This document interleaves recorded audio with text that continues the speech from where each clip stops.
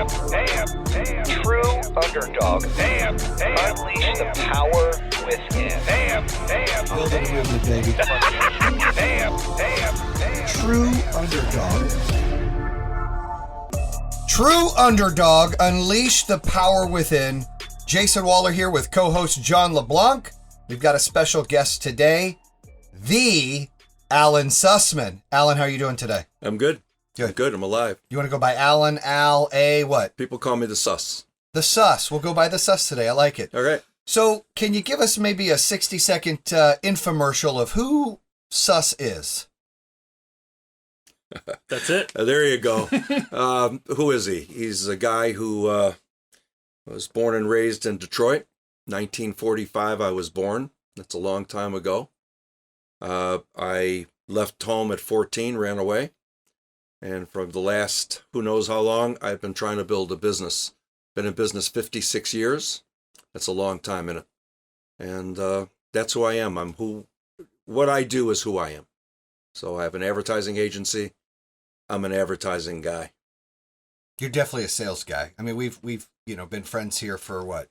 5, 6 months, 10 minutes? Yeah, whatever. Yeah. And, you've got a very infectious smile and personality, but, more so you have helped build business owners up.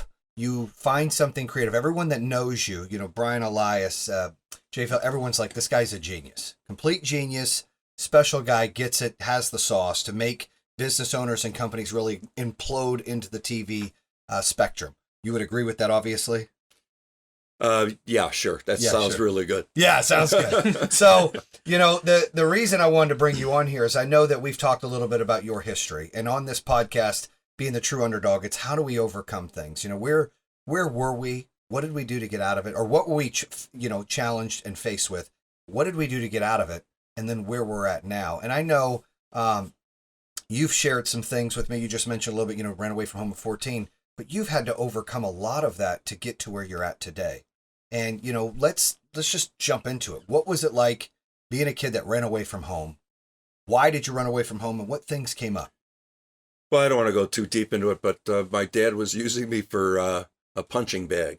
He was a tough guy. He was a Russian immigrant. I wasn't too good verbally. And so every demonstrative thing he did was physical. So my mother would call him up and saying, my son, let's say I was 10 or 11 years old, maybe I broke a window, whatever, nothing. And he would come home and I'd have to wait for him to get home. He wouldn't get home till 11:30 at night. Right. So at 11:30 at night, he'd wake me up and kick my ass. That gets really old. So I just decided one day that that's not for me. And what's it like running away at 14? I can use one word: frightening. Fear. So I'm a 5'3", 126-pound kid, taking a train to New York and living in New York for 6 months before they found me, on my own with a friend of mine, living in a hotel that was beyond your imagination what it was like. It was like Disney World, only not for a good time. Mm-hmm. So every night I would push all the furniture in front of the door and stay scared the whole night. Ugly. That is ugly. Yeah. And so you fast forward a little bit. They found you. You went home, right? No, they found me and I told them, you'd have to kill me. I'm not coming home. Who's they? My father came and found me through a detective. And I opened the door. I thought it was someone from down the hall. I think I was naked. I just opened the door like fucking with this guy. And there he was. And he said, you're coming home with me. And I said, got to shoot me. I'm coming home. You punched me out enough.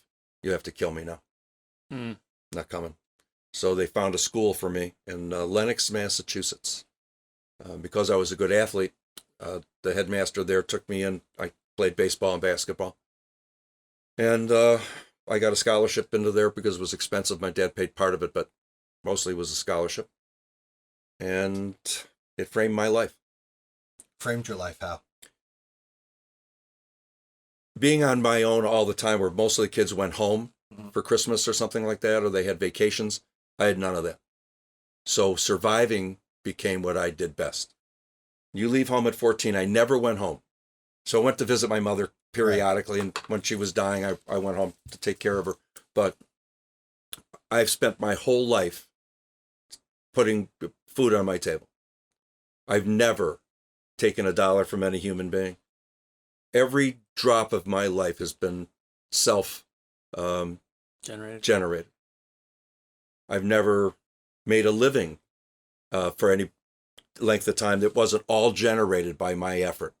And it taught me never, ever, ever, never to give up. And you fought through all that. I mean, that's tough. I couldn't imagine. That is as hard as it can be. And there you are going through college, finding a way to provide for your own, using some of the things that you had to overcome as almost fuel to make sure you had to keep digging deep, right? And keep doing your thing. That going through college thing might be an over-exaggeration. Okay. So I spent 1 year in college. I was on a baseball scholarship to University of Cincinnati. I then played minor league baseball for a while. I left school on their request. I just didn't go to school, didn't get good grades. And somewhere along the line, I had a co-op course. Procter & Gamble is in Cincinnati. Right. And I went, and the course started at 6:45 in the morning. Well, I don't know about your watch, but in those days, I only had one 6:45 on my watch, and it wasn't in the morning. So I stayed up all night, and I went to this course, and the guy had a big whiteboard. I'd never seen a whiteboard.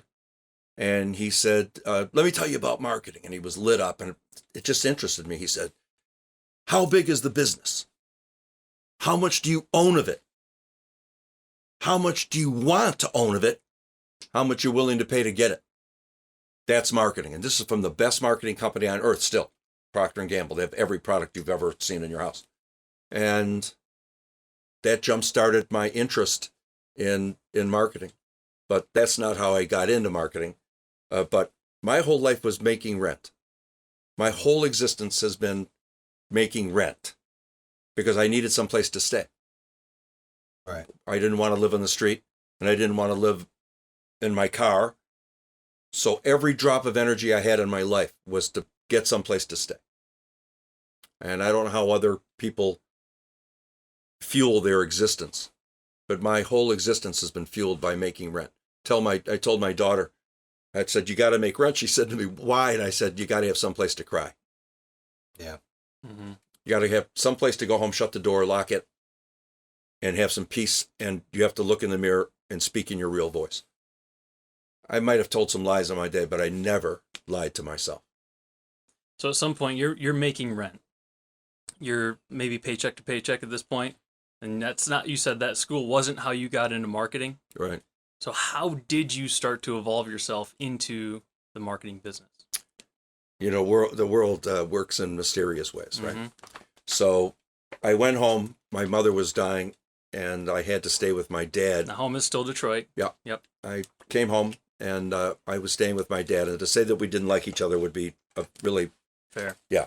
And I was a pretty tough kid by then. I was about a little under 200 pounds, ripped, wanted to play pro ball. Kind of like Jay, right? Dude, this is my old trainer. He's been fired, by the way. So I worked out every single day for 26 years, something like that.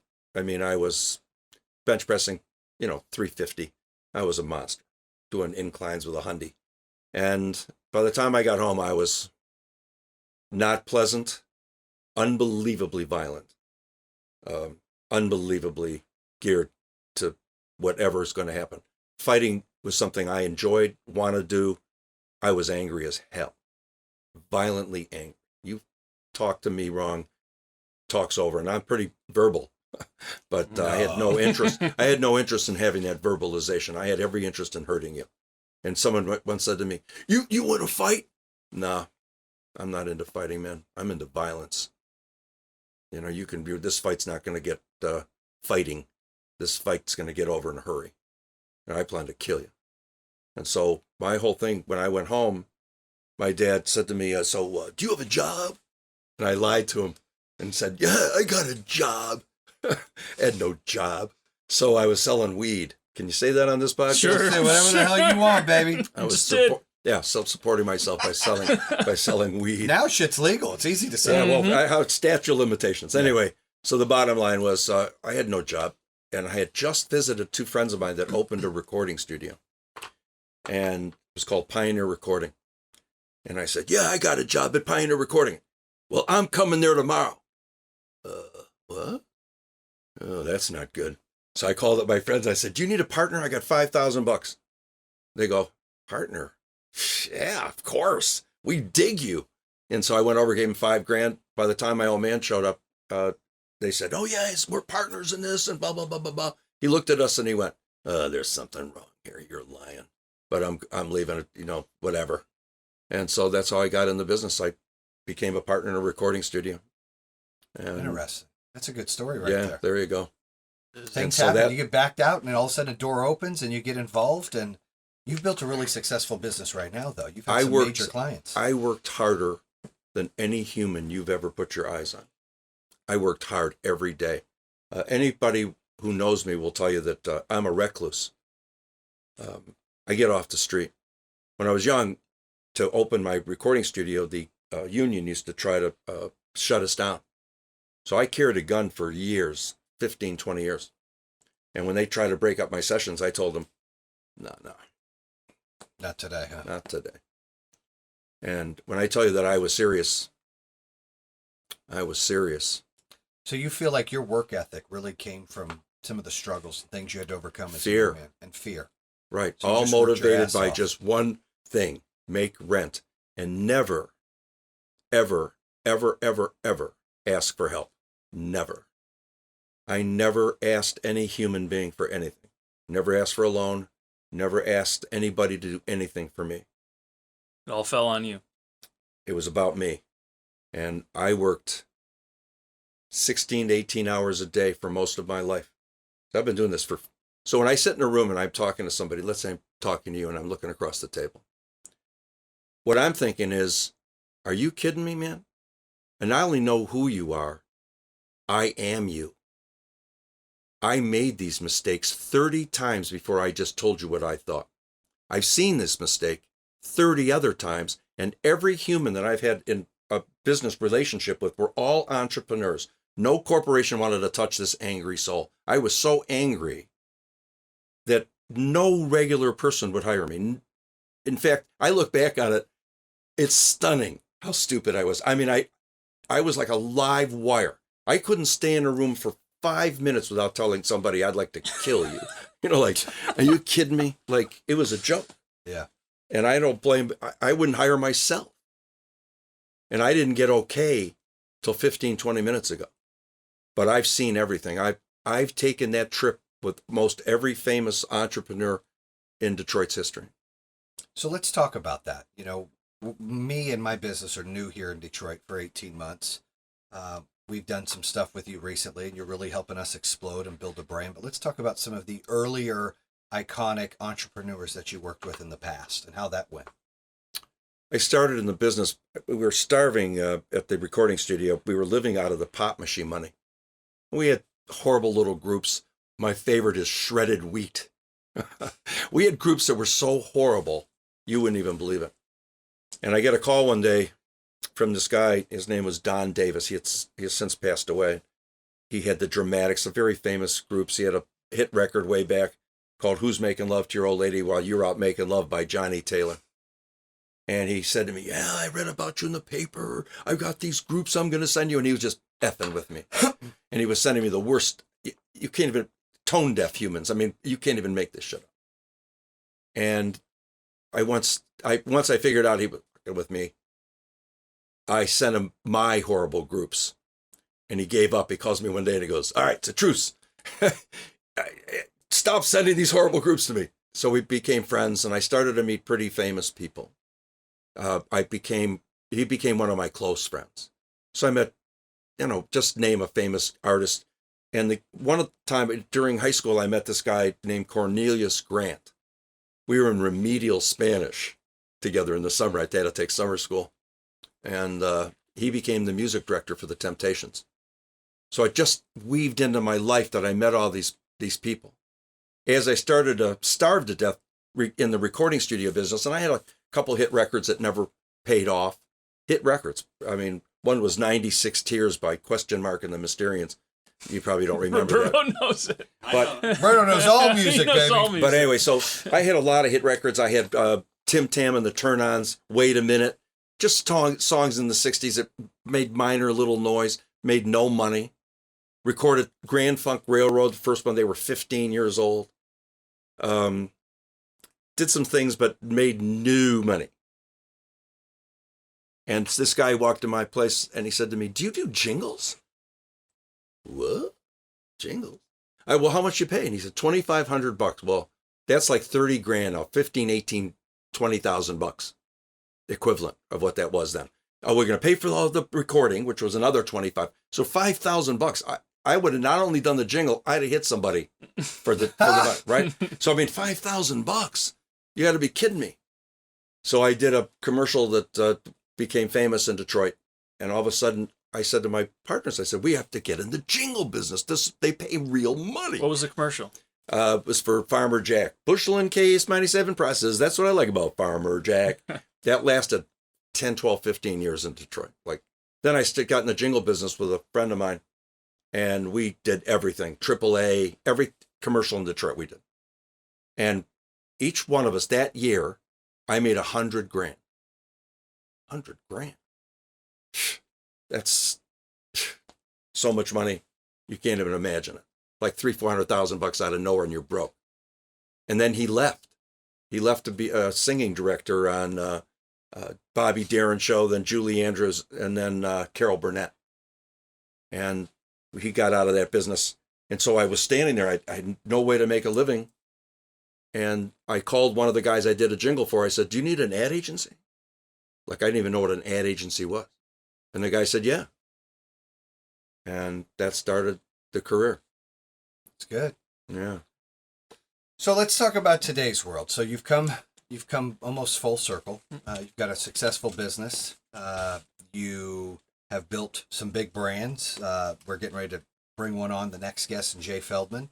But you've really changed, at least in my eyes. I've always been a digital guy, and you've sold our company and myself and our team on why TV is so important and why there's got to be trust built. And you look at people and you're able to get them to believe in themselves even more than they should, which is a really special trait. People don't do that enough in today's world. And so you kind of inspire and motivate people, but you're also a straight shooter. You don't blow smoke, and you tell them how it goes. And, like I said, everyone says that, Suss is a genius and that, but they still see some of that "I'm fired up" Suss. We've got some B-roll from a commercial we did where you went off the handle once or twice, but it's good stuff. But you still have some of that in you. Does that give you the edge you still need in today's world to do what you got to do? No. It doesn't. There's 1,000 ways to make a sale. When I was a kid, I met this guy. He was the quietest guy. They called him Junior. I mean, he was like a hillbilly guy, kind of rough dressed. He had more money in his pocket than most people have in their life. Some people sell it soft. Some people sell it other ways. Everybody has a different way to go about their business. You don't have to be loud and aggressive. Everybody has their own style. I'm speaking in my real voice. Okay, this is me. So you can't fake being me for this long if that isn't who I am. Right. And that's the same for you. And that's the same for Jay, or that's the same for Brian Elias, or anybody, or Richard Golden for DOC. That's the same for anybody. You have to speak in your real voice. Mm-hmm. What you all have in common, and I've seen most of the entrepreneurs in the city, they've all been with me. Not the corporate guys, but the real entrepreneurs, the guys that bootstrap their business. They have this drive that's unmistakable. It's inert. It's inside their being. They're always speaking in their real voice. It just so happens I can see it. That's my special sauce. I know who I'm looking at. I met Jay Feldman. He was 24 years old. And he went and he showed me his dealership, his first dealership, and he's 24. Some people they're 24 and they're looking for their fly, Right. So here's a guy that has it. And I just said to him, I said, "You're special. I haven't seen you before. You're going to make it. There's no doubt in my mind." And one of these days I was doing business with his dad, and I didn't get along particularly well. And I said, "Look, I'm leaving this deal, but one of these days you and I will hook up." And that relationship or that truth has always been self-evident for for us, right? Mhm. When I speak to you, I know who you are. I've seen you 100 times. There's not 1,000 of you, but I've seen you before. You're all the same. You can't help being who you are. It's who you are. It's a special thing you bring to the table. Now we just have to find a way for you to express it to get successful or more successful than you have been. You're a salesman, and that is an unbelievably good trait. Can you imagine what happened in my life if I couldn't sell? I didn't have a skill. I didn't go to college. I have no real education. I bet you if you just had the time that I spent in school, it would stun people. I bet you I was in school let's say 50 days. Probably not even that. 50 days. It's something I regret that I don't have an education. Why do you regret it though? Because smart's good. I'm street smart. I've been doing this a long time, and I'm not the same kind of smart, but you're still smart. Right? I'd certainly like an education, but I was so angry, I couldn't sit in that class. When you're not loved by your parents, or you have that kind of craziness that I had, where your mother could have stopped your dad from beating you half to death, and the last thing she said to me before she died was, "I'm sorry, you were right." I don't want to hear that. Nobody wants to hear that. Too late, baby. This has been a rough road. But even that said, I've come to peace with it. It had to lose some of the anger. I had to go to therapy to lose the anger. Because as angry as I am now, and I'm no walk in the park, I'm nothing compared to what I was. Pat Harwood, who's one of our partners in this he owns part of this recording studio, and I've been together with him 31 years. He tells people when he first met me, look, we had about a 15-minute conversation, and I wasn't afraid of nothing or nobody. And I wanted to get to it. When you said you jumped in your car, that's me. I was in my car driving 90, ready to knock somebody's head clean off. And so that guy was useless. I ruined more business than I got. I hurt myself more than I helped myself. And at the end of the day, that was a waste of time. Did it help me in some things? Did it help me be more insightful in some things? Probably. But nobody can convince me that I could have not done a better job. It's funny you talk about all this. I wouldn't even say funny. I would say it's ironic. I struggle all the time with, I go 1-2 angry, right? There's no 3 to 9. We were talking about this last night, right? And so you're always like, Jay, I see a lot of me in you. And so I listen. I like to surround myself with people who are really smart that I can try to, be a sponge and learn from. But I still struggle with that. And that's how I grew up, right? My dad, was 1-2 angry, right? He's a lot better now, and he's a great grandfather, but, it was tough. And I think his dad was like that. So, I'm really trying to reel that in because that's what happens. And it's unfortunate. I think you're right. I think you hurt more opportunities in relationships than you do help them. But it has helped me in some cases. I believe everybody has their own theory.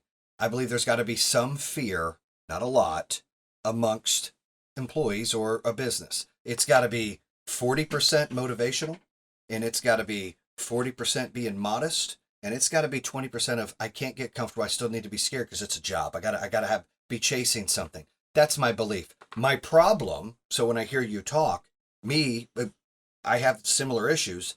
I go 1-2, 10. So I kind of skip the first 2 categories sometimes, and I'm like, what's going on? And I lose my shit like the Tasmanian devil. And that's one thing that you say, you look in the mirror and you talk to yourself. I struggle with that.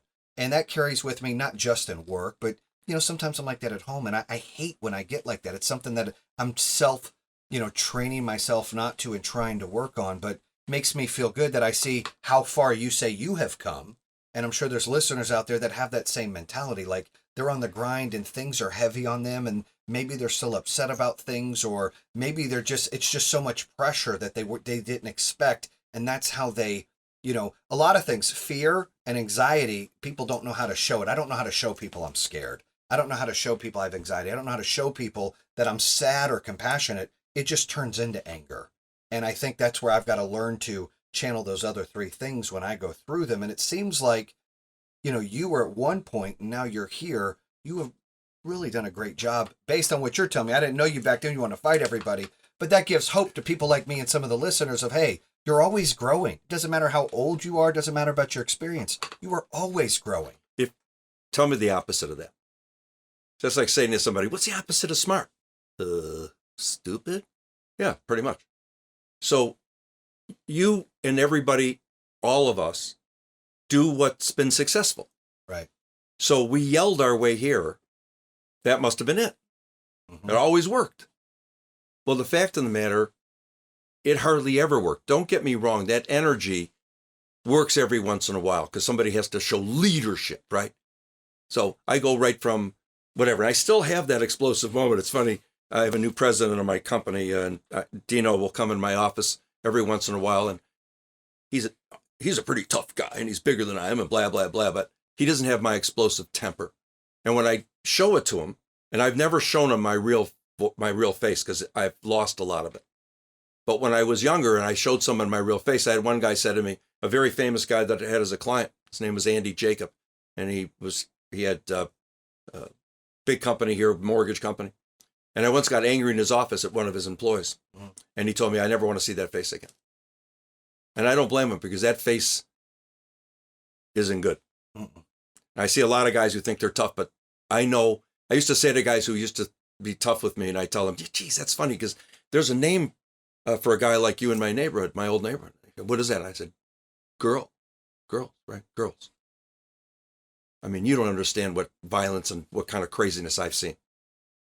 I mean, I was raised by a guy that was a real live gangster.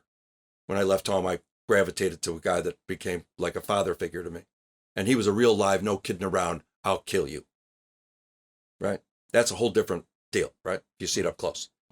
And I would say to you that if you're open for learning, I'll give you 3 words that'll change your life. And for you, I know I can give you these 3 words and it'll work. And you do this all the time, and you think it's the part of you that gets explosive that's been your success. Nothing could be further from the truth. For you, charm for cash. The reason people follow you is how charming you are. You're fun, you're funny, you're talented. You have all this energy. That's why people follow you. That's what's been your tremendous success. Your easy smile. The fact that you smile that quick. The fact that you're nice, the fact that you don't look down at somebody because you've come from someplace that you're sure that you're just a regular person, and so you're still attached to that. And you have this feeling and empathy for people. So you're easy with them, you like them easy, you compliment them easy, you're on their side easy. That's been your tremendous success. And so when you go to the whip, it's because you're out of patience. Charm. Okay, I'm over the charm business. I want to get right to it. And the bottom line is if you stay charming, you will never have those problems. Will it never be okay that you slam a door? Or every once in a while, if I'm nice too long, I'll slam a door. I don't yell at any one person or engage them face to face. I'm too angry for that. And I don't want that. It doesn't work. I just scare them. So when I'm angry, I just slam my door, and everybody in my office from miles around gets that this ain't pretty and I'm not happy and I'm not happy. Right. But it's not with you, Bob or Barbara or Susie. It's not about personal. I'm just not happy about what's going on. 50%, if you have employees or you have people in your life, 50% of that relationship's your responsibility. 50%. So whether they're doing their job or not doing their job, if they're not doing their job, you're failing. It's your failure, not only their failure. So when you, and I've heard you on calls, you'd be better off to charm them into it if you want to keep them, if you want them to grow. That's a learned skill. That's tough to do. Well, I don't tell you what's tough. It's harder to be successful. I'm with somebody who's unbelievably successful for your age. You're 40 years old, and at 40, I was still looking for the men's room, okay? So, yeah, it's a learned skill like anything else. Part of this journey is learning. When you stop learning, you're dead. So at the end of the day right now, I think this is about this learned skill, about being charming, about being helpful, about being caring, about being empathetic. about setting out a course where people can follow you and do what they have to do. Mm-hmm. You do that with Kevin. You take care of him. If he wasn't Kevin, you might have a whole different relationship with him. And you know what? Because I believe opposites attract. Like, you know, me and my wife are completely different people. Kevin's my business partner. We're completely different people. He makes me better because he makes me relax and he looks right here. I make him better because I keep him on his toes and I look deep. You do need some of that balance. I think if I had someone like me, it wouldn't work. You say that about your wife, but I don't believe that. See, I think your wife and you are virtually the same. And how I mean that is, nobody could have taken this journey with you had they not been as tough as you. In her own way, she's tough as hell. Mm-hmm. And she believed in you with that kind of energy. She gave you what you needed. She said, you are smart, you are great, you are wonderful, I'm going to stay with you, I'm going to do the impossible with you. So there's some ways she's tougher than you. I would agree with that. And so when a fight breaks out, you have no chance against her. Because you're part of why you're tough is you need her help. Mm-hmm. You need her to back you up emotionally. She leaves the building and she's taken a lot of that toughness with her. I think respect I live my whole life with it. It's a word that it fuels my existence. I've never lost my respect for people. I have respect for people who are really talented, really good, really tough. And I don't expect them to be my father, my parent, my friend, my anything. I don't expect them to bankroll my life, lend me money. That's not why I'm there. That's not why they're there. We're having a relationship. I take a lot of crap from people because of the balance it takes. They're paying me. I'm not paying them. Mm-hmm. Right? So there's a balance, a power imbalance. If it gets, people, it's funny, I have a really tough client. He's an attorney in the city. I'm not going to mention Jeffrey Feiger's name, but Of course not. But in fact, he's a tough guy. And we love each other to death. And he's a screamer beyond anything you could imagine. He's a screamer. And his middle name is Nels. I always call him Nels. Are you screaming? What's the deal? And I told him once, I said, look, I don't want to embarrass you here. You're just not tougher than me. And I don't want you to have to deal with it. Right? So let's just, you calm down and you call me. I always tell him, stop drinking, call me later. Even if, if he's the middle of the day and he's not drinking. But I'm okay with people's energy and talent. That's part of the journey. That's part of my relationship with them. Mm-hmm. I give them a leash to go a certain length. But if they get too far on me, I want to remind them in an office by ourselves. Are you effing me? You kidding me? This, I'm not afraid of you. What does you want from me now? Right. Right? When did I become stupid? Did I become stupid anytime that maybe I didn't see it? Maybe I wasn't paying attention. They know how smart I am. There's a famous business guy that you didn't have the pleasure to meet, Art Van, and called me in his office. He was in his 80s, late 70s, 80s. And he said to me, I know your problem. Like my problems are so glaring. They're like pimples on my face, right? So he said to me, I finally figured it out and I need to talk to you about this. I said, what is it? He goes, do you think people don't know how smart you are? Is that your problem here? He said, every time you start talking, everybody in the room knows how smart you are. They're not vague. They get it. They hear you. He said, but half the room, they like how smart you are. And the other half, not so much. He said, so you're never going to have a quorum here. They're not going to come there and go, oh, you're the smartest guy I ever met. Right. It'll be half and half. Some people think you're smart. Some people hate you because you're smart. What are you going to do about it? Nothing. So at the end of the day, you have to regulate your energy and your focus and your journey. I always tell you always say to me, what I'm going to do next? My ass. What you're going to do next? Son, you're in the middle of doing something very few humans on earth can do. We're excited. We feel like we're only rounding first base. We've got so many things. So what I'm saying to you is you got to stay. You can never have someone come into your life and tell you what to do. You are a one of a kind. I don't care if they have money or no money. I tell you, I'm not going anywhere. You keep. They have to throw me out of the damn building. Watch this. You building. have to tell me that, but I want you to know that legally you have to make sure. You're going to interview somebody else on this show, and he'll tell you that same thing. Once they get in there, it's over. And I'm going to get a particular on your case, but I'm just Right. saying to you is, You're saying as businesses grow and you get partners that they try to take. What it I'm trying over. to say to you Our is- whole goal is right now we're just building. With no. I'm saying something different. There's one Jason Waller. You take Jason Waller out of that equation, put in Phil Smith, they ain't growing that business. Because right now it's a bootstrap business. Not a Harvard, Wharton, I'm going to Ross Business School business. Those guys have no heart. They have no energy. They have nothing. They Right. couldn't build squat if their life depended on it. I'm not too engaged with those dudes, right? They're destroyers, not builders. What you're doing is you have a responsibility not only to build your business, but to lead the people inside that business and make them more money than they'll ever make in their whole lives. Because you have a bunch of guys who aren't educated inside your business. They're salesmen, they're gruff, there might be installers or whatever. These guys can't make a living without you. And if you don't think you have a responsibility to them, well, call me. Oh, trust me, I know I got a responsibility for them. So Every night I go to bed, every decision I make is for the 800 people that work for well, us. I want to tell you and something. trying to get them, to eventually maybe go public and get them some stock They're options to change lucky their life. but not as lucky as you. Because you get to give. You get to give every day. You get to help every day. You get to share every day. You get to be human every day. Tell you something, this is a short trip. I'm 75 and soon they're telling me if I get this virus, I'm taking a dirt nap. I'm out of here.